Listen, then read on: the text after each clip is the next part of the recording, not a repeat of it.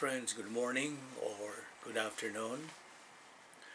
The Word of God is alive and powerful, sharper than any two-edged sword, piercing even to the dividing asunder of soul and spirit, and of the joints and marrow, and is a critic of thoughts and intents of the heart.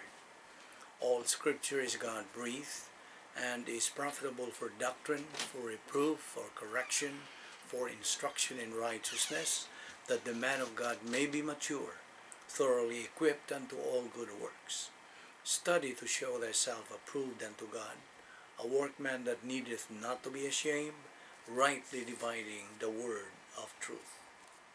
Before we study God's word, we need to be cleansed of our sins by utilizing God's grace provision of the principle of 1 John 1:9.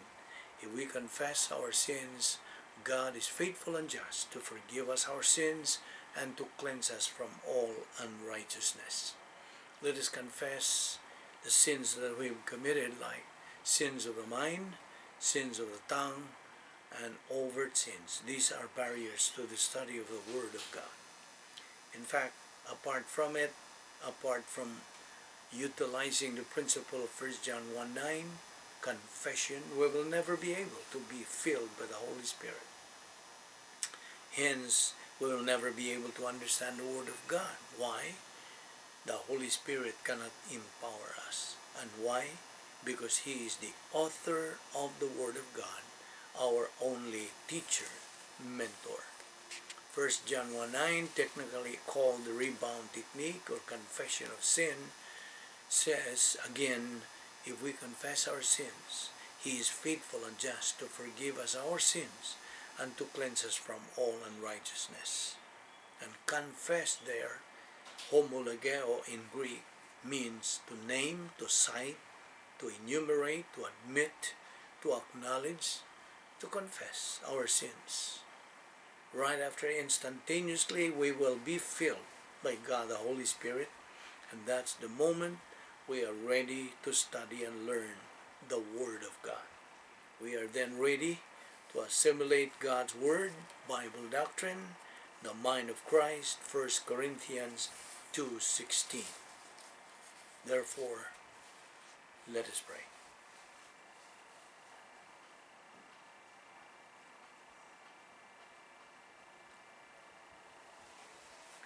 Let us pray. Father, we are indeed grateful to you for the privilege of assembly worship, and hence having the privilege of having fellowship with you and your word, which lives and remains forever. We thank you, Father, that your word is forever a lamp unto our feet and a light unto our path, because the entrance of your word giveth life, it giveth understanding to the simple.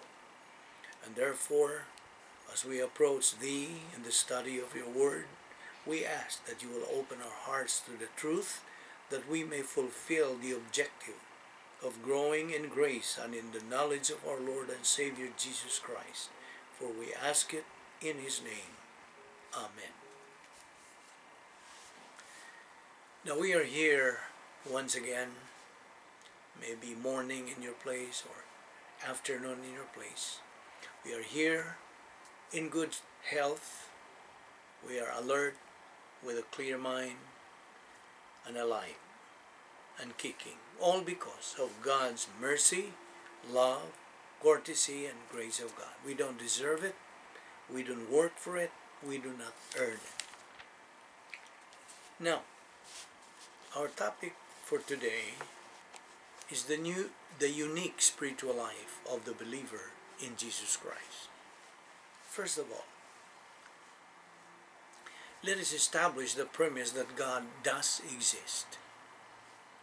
Yes, He does exist, and He reveals Himself. And when He reveals Himself, He does it with a perfect sense. And God has a plan, a perfect plan. And the very object of this plan is you. And since you are its object, you owe God a hearing through the study of His written word in the Bible. That's what we're doing. Now, what is the Bible, you might ask? Well, the Bible is not just one single book. It is a collection of 66 books, which we call canon of Scripture. Now, these 66 books contain a variety of genres. It contains history, poetry, prophecy, wisdom, literature, letters, epistles, and apocalyptic literature. Furthermore, these 66 books were written by 40 different authors who came from a variety of backgrounds. Some were shepherds, fishermen, doctors, kings, and prophets, and most of them never knew each other personally. Now, these 66 books were written over a period of 1,500 years. They were written in 3 different languages: Hebrew, Aramaic, and Greek.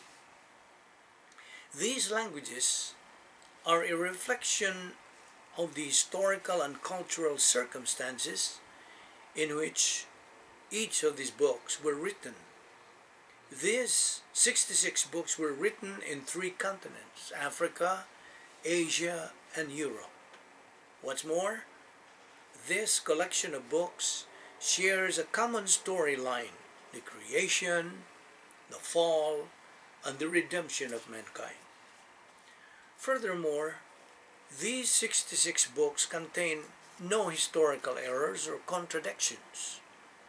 The doctrine found within them is never contradictory, and they are intimately connected. The entire Bible, from Genesis to Revelation, bears the mark of divine inspiration. There is no other 66 books anywhere like these, anytime, any place on earth. That's why the Bible is so hated and so opposed in the devil's world, because they are truth. They are the shining light of God's truth. So, we owe God a hearing to the teaching of His Word through a pastor-teacher who has the spiritual gift to teach. Out of this hearing to the teaching of God's truth, we develop our faith in truth of God's Word, Romans 10:17, which says, "Faith cometh by hearing, and hearing by the Word of God."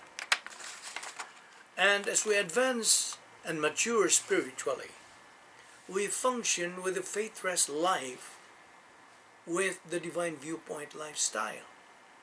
We start to become dangerous. Why so? Because God's divine truth begins to circulate in the stream of our consciousness, at the same time functioning with a post-salvation epistemological rehabilitation. As maturing believers now, we reach the point of spiritual adulthood, aware of the various spiritual assets that God provides us, like following the rules of the royal family honor code as, well, there are 10 rules. Live and let live. Respect the privacy of the royal priesthood according to Romans 14:7 and 8. Number 2, love all people with impersonal love. Number 3, recognize that all believers have a common objective, which is spiritual maturity. Number 4, build integrity and do not distort morality. Number 5, never assume that production is a means of divine blessing. Number 6, depend totally on the integrity of God. Number 7, remember that the honor code is for all believers. Number 8, more now is demanded of the strong than the weak. Number 9, orient to authority, legitimate authority. And number 10, reciprocate the opportunity of hearing doctrine being taught. Listen, the royal family honor code is a must for every believer to follow in order to live the unique spiritual life. And get this, right thinking, right motivation, right action all depend on the Bible doctrine resident in our souls and on the filling of the Holy Spirit, our mentor and teacher. Therefore, nothing must distract us or prevent us from learning doctrine, and we must do nothing that would hinder others in their intake of the Word of God. The honor code is designed so that all of us believers can move from spiritual infancy to spiritual maturity. Bible doctrine is the answer to all problems in life, but no one learns everything at once. Flexibility in the non-essentials means toleration. Toleration means live and let live. We're going to learn God's Word through the ministry of God the Holy Spirit, who is the only teacher of truth, using the pastor-teacher as the mouthpiece in that kind of teaching. God's Word says, faith comes from hearing, and hearing by the Word of God, Romans 10:17. And so, from there, we learn the 7 declared wills of God, namely, and this is already a review, the 7 declared wills of God. God's declared will is that all members of the human race be saved. That's number 1. Number 2, God's declared will is... So we have said a while ago that the worst kind to die is to die as an unbeliever. But like I said, after all, it's a matter of choice. Man has his free choice, or he has free will to use. And man is always a product of his decision. He's the only one responsible, answerable, and accountable for his decision. Because you see, salvation is a gift to be received, not a goal to be achieved. Man's condition without Christ is like the following description, like as we have already mentioned, like a person is about to drown, he needs someone to rescue him, like throwing him maybe a life jacket so he won't drown, or maybe like a person who is sick and needs medicine to cure him or else he's gonna die, or a person who pours gasoline on a bathtub and lights it up and then dive into it. It's like a person who believes since his birth that black is white, and when he's told the truth that the black he used to believe is white is not white but black, he won't believe it.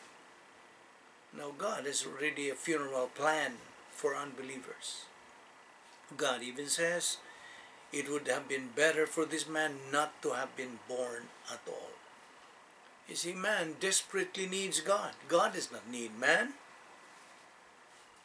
Okay, I keep on repeating this, that how were the New Testament or Old Testament saints saved? How were they saved? By looking forward to the cross by faith. And how do we New Testament people get saved? By looking backward to the cross, also by faith.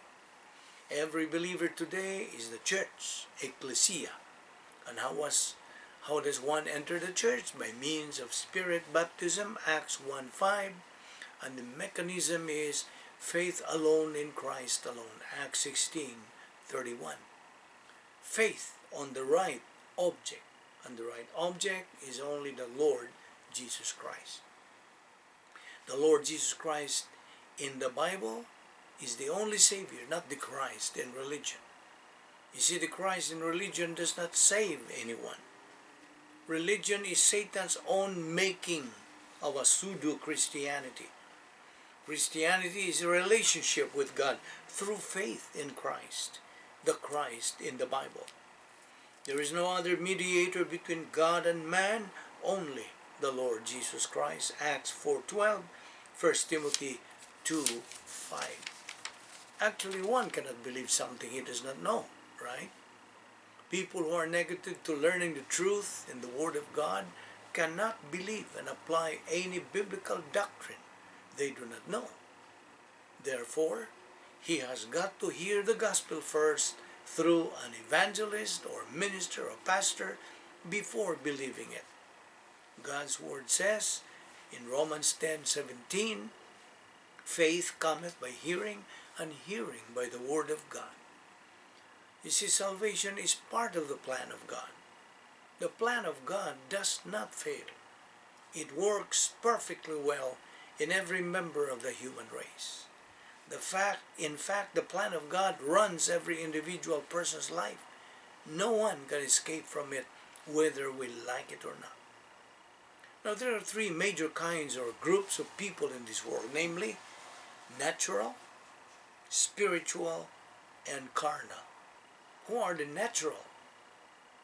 The unbelievers. Who are the spiritual? Believers who are mature spiritually, and carnal, believers who are not growing spiritually. So, look at yourself if you're a believer. Look at yourself and find out where you belong in these three groups. Now, as I have said before, now say it again, we still have today normal evangelism. Grace period given to us by God. Well, maybe it would be soon that there's going to have crisis evangelism. Remember at the time of Noah, the people were given grace period of how many days? 40 days and 40 nights. After the 40 days and 40 nights, God commanded Noah to shut the door of the ship, where how many entered the ship and how many were spared? Only 8 people. Noah, Mrs. Noah, the 3 sons with their respective wives, the total is 8.